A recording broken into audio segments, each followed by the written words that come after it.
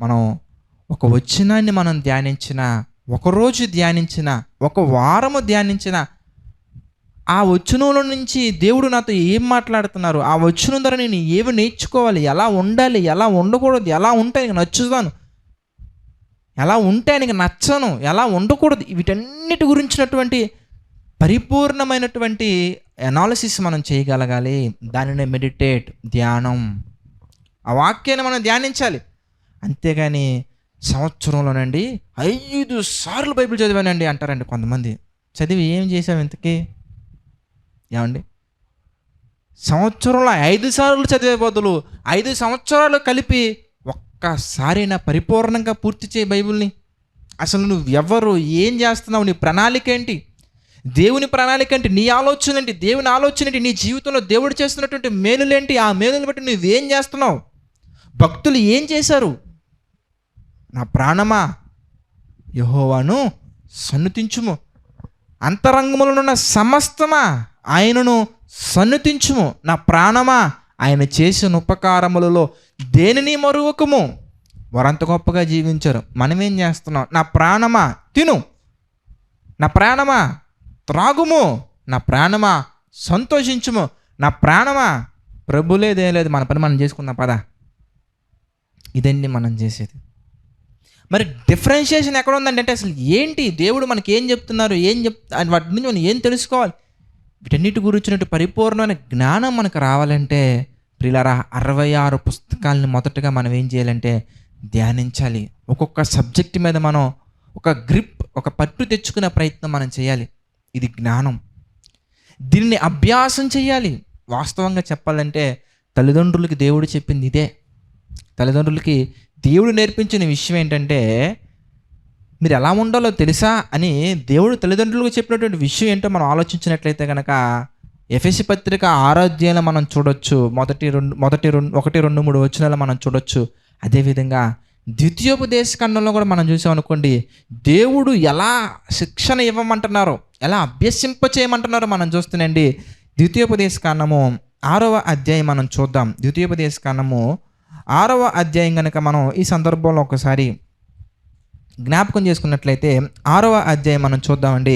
5వ వచనం మనం చూద్దాం. ద్వితీయోపదేశ ఖండము 6వ అధ్యాయం 5వ వచనం మనం చూస్తే, నీ పూర్ణ హృదయముతోనూ పూర్ణ ఆత్మతోనూ పూర్ణ శక్తితోనూ నీ దేవుడైన యెహోవాను ప్రేమింపవలెను. 6వ వచనం మనం చూస్తే, నేడు నేను నీకు ఆజ్ఞాపించి ఈ మాటలు నీ హృదయములో ఉండవలెను. 7వ వచనం మనం చూస్తే, నీవు నీ కుమారులకు వాటిని అభ్యసింపచేసి నీ ఇంట కూర్చున్నప్పుడును, త్రోవను నడుచున్నప్పుడును, పండుకున్నప్పుడును, లేచినప్పుడును వాటిని గురించి మాట్లాడాలి. సూచనగా ఏం చేయాలండి? వాటిని నీ చేతికి కట్టుకొనవలెను. అవి నీ కన్నుల నడమ భాషికమ వలె ఉండవలెను. నీ ఇంటి ద్వారబంధముల మీదను, నీ గౌనుల మీద వాటిని రాయవలెను. అంటే ప్రతి చోట, ప్రతి ప్లేస్ ఎలా అయిపోవాలి అంటే దేవుని యొక్క వాక్యాలతో నిండిపోవాలండి. ప్రతి మాట కూడా ఆ బిడ్డకి, చిన్న బిడ్డకి నువ్వు నేర్పించాలి, అభ్యసింప చేయాలి. కూర్చున్నప్పుడు, నుంచున్నప్పుడు, పడుకున్నప్పుడు, నిద్ర లేచిన వెంటనే, త్రోవ నడిచేటప్పుడు, everywhere you should give awareness on eternal life. Wear ever you go you should maintain, you should give the awareness on eternal life. ఎక్కడికి వెళ్ళిపోండి, ఏ ప్లేస్కైనా వెళ్ళనివ్వండి, ఎక్కడికి వెళ్ళినా కానీ ఆ చిన్న బిడ్డ హృదయంలో నువ్వు పెట్టాల్సింది ఏంటో తెలుసా? వాడికంటే బాగా ఉండాలి, వీడికంటే బాగా ఉండాలి. చూడు, చదువుకోకపోతే అలా చెత్త తీసుకోవాల్సిన అవసరం వస్తుంది. చూడు, చదువుకోకపోతే అలా అయిపోతావు. ఇది కాదు, నేర్పించాలి, ప్రేమ నేర్పించాలి. రే చిన్న, నువ్వు బాగా చదువుకుంటే, మంచి మార్కులు తెచ్చుకుంటే, నువ్వు కనుక క్లాస్ ఫస్ట్ రాగలిగితే కనుక, నువ్వు కనుక దేని మీద నువ్వు ఫోకస్ పెట్టకుండా నువ్వు కనుక మంచి మార్కులు తెచ్చుకుని బాగా చదువుకుంటే, చూడన్న అలాంటి వారి జీవితాలని నువ్వే వెలిగించాలి. చదువుకోకపోతే ఆళ్ళగా అయిపోతావు అని, అది కాదు మనం నేర్పించాల్సింది. నువ్వు చదువుకోవాలన్నా మంచి మార్క్స్ తెచ్చుకోవాలి, మంచి గ్రేడ్ సాధించాలి, నువ్వు మంచి గ్రాడ్యుయేట్ అవ్వాలి, మంచి ఉద్యోగం సంపాదించాలి. ఆ ధనంతో మనం ఏం చేయాలి తెలుసా? మంచి డబుల్ బెడ్రూమ్ ఫ్లాట్ కట్టాలని కాదు నేర్పించాల్సింది. ఆ ధనాన్ని ఇదిగో ఎంతోమంది భేదవారు ఉన్నారు నాన్న, ఎంతోమంది ఆదరణ లేనటువంటి వారు ఉన్నారు, ఎంతోమంది అవసరత కలిగినటువంటి ఉన్నారు. వాళ్ళందరికీ కూడా నీ వంతు ప్రయత్నం ఆ జీవితాలను వెలిగించడానికే దేవుడు మనల్ని పుట్టించారు నాన్న. మీరు లోకమునకు వెలుగై ఉన్నారు.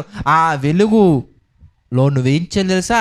ఆ చీకటి బ్రతుకులను నువ్వు మార్చి వారి ఆత్మీయ అభివృద్ధిని పెంచేలా చేసి ఆశ్చర్యకరమైన వెలుగులోకి వచ్చి క్రీస్తు ప్రేమను వాళ్ళు అంగీకరించి క్రీస్తు యొక్క ప్రేమకు బానిసలుగా బ్రతకాలి. వారు పిల్లరా, దేనికో అపవాదికి బానిసలుగా బ్రతుకుచున్నారు, పాపానికి బానిసగా బ్రతుకుచున్నారు. కానీ ప్రేమ కలిగి ప్రేమించేవారుగా వాళ్ళు మారాలి. దేవుని యొక్క చిత్తాన్ని గ్రహించేవారిలాగా నువ్వు చేయగలగాలి. అది మనం నేర్పించాలి ప్రతి సందర్భంలో కూడా. చూడు, దావీదు గారు ఏం చేశారు, మోషే గారు ఏం చేశారో చూడు. ఒక లీడర్గా, ది గ్రేట్ లీడర్గా మోజెస్ గారు ఏం చేశారో చూడు. ఈ విషయాల పట్ల మనం ఏం చేయాలంటే అవగాహన కల్పించాలి, అభ్యసింప చేయాలి. మనం ఏం నేర్పిస్తామంటేనండి, a+b² a-b² a+b a-b వీటిని నేర్పిస్తున్నాం. అంటే వద్దా బ్రదర్ అంటే అవి కావాలండి. వాటికంటే ప్రాముఖ్యమైన వదిలేసి అవి ఎన్ని సాధించిన ఉపయోగం ఏంటండి? ఏమండి, మీరు బాగా ఆలోచించినట్లయితే ఒక ఇల్లు బాగా కన్స్ట్రక్షన్ చేశారండి. ఆ ఇంటి లోపల మంచి ఫ్రిడ్జ్, మంచి ఏసీ, మంచిగా lighting setup, everything they arranged. కానీ ఆ ఇంటికి పవర్ సప్లై లేదండి. ఆ ఇంటికి పవర్ సప్లై లేదు. ఎలక్ట్రికల్ పవర్ సప్లై లేకుండా ఆ ఏరియాకి, ఆ కుటుంబంలోకి, ఆ గృహంలోకి కరెంట్ వచ్చే ఆ పాసిబిలిటీస్ లేకుండా, పవర్ వచ్చే పాసిబిలిటీస్ లేకుండా నువ్వు ఎంత రిచ్గా ఏసీ పెట్టుకుంటే ఏం ఉపయోగం? ఎంత రిచ్గా నువ్వు కూలర్ పెడితే ఏం ఉపయోగం? ఫ్యాన్స్ పెడితే ఏం ఉపయోగం? లైట్స్ పెడితే ఏం ఉపయోగం? జనరేటర్ పెడితే ఏం ఉపయోగం అండి? దానికి కావలసినటువంటి మెయిన్ సోర్స్ అదేంటయ్యా అంటే పవర్. అదేవిధంగా ఈ జీవితానికి అవసరమైనది ఏంటి ఎందుకంటే వాక్యం. అసలు ఆ వాక్యమే లేకుండా బీటెక్ చదివితే ఏంటి, ఎంటెక్ చదివితే ఏంటి, పిహెచ్డి చేస్తే ఏంటి, ఇంకేం చేస్తే ఏంటి?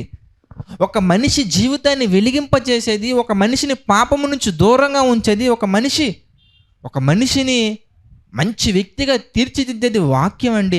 ఆ వాక్యం లేకుండా ఎన్ని డిగ్రీ సంపాదించుకుంటే ఏం ఉపయోగం అండి? ఆ వాక్యము లేకుండా ఎంత గొప్ప సర్టిఫికెట్ సంపాదిస్తే ఏం ఉపయోగం అండి? ఆ వాక్యము లేకుండా నువ్వు ఎంత పేరు సంపాదించుకున్న ఏం ఉపయోగం? ఎంత ధనాన్ని సంపాదించిన ఏం ఉపయోగం? మీరు ఆలోచించండి ప్రియులారా. వాక్యం అనేది ఆత్మకు జీవాన్ని కలుగచేస్తుంది. పవర్, వాక్యం పవర్ ఇస్తుంది. ఆ పవర్ తోటి ఎన్ని పనులైనా మనం చేయొచ్చండి. ఒక ఇంటికి పవర్ కనెక్షన్ లేకుండా ఎన్ని ఫ్యాన్లు ఉన్నా ఉపయోగం లేదండి. పవర్ కనెక్షన్ లేకుండా ఎంత ఎలక్ట్రికల్ ఎక్విప్మెంట్ ఉన్నా కానీ ఉపయోగమే లేదండి.